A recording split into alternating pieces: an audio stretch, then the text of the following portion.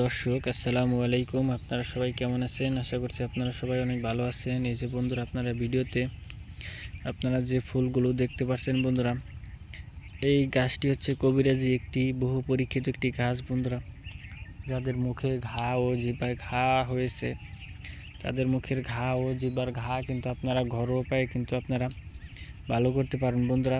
এই গাছটির যে ফুলগুলো রয়েছে বন্ধুরা, ফুলগুলো আপনারা সেবন করে বন্ধুরা, যদি বন্ধুরা আপনারা কবিরাজি নিয়মে এই গাছের ফুলগুলো যদি আপনারা মুখে নিয়ে আপনাদের মুখের ঘা যদি ভালো করতে চান, তাহলে কিন্তু আপনাদের মুখের ঘা কিন্তু ঘরোয়া উপায়ে কিন্তু ভালো করতে পারেন বন্ধুরা। এই যে দেখতে পাচ্ছেন বন্ধুরা, এই অত্যন্ত উপকারী গাছটি কিন্তু আমরা নিজেরাই বাড়ির আশেপাশে চাষ করে থাকি।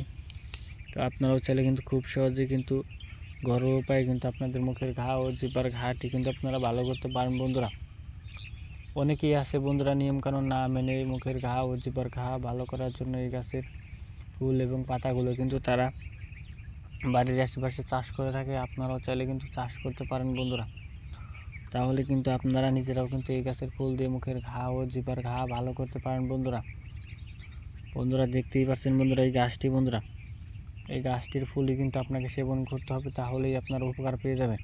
তো বন্ধুরা, যদি আমাদের এই ভিডিওটি ভালো লেগে থাকে তাহলে বন্ধুরা অবশ্যই আমাদের এই ভিডিওতে একটি লাইক করবেন এবং কমেন্টে আপনাদের মতামত জানাবেন। ধন্যবাদ আপনাদের সবাইকে। আসসালামু আলাইকুম বন্ধুরা।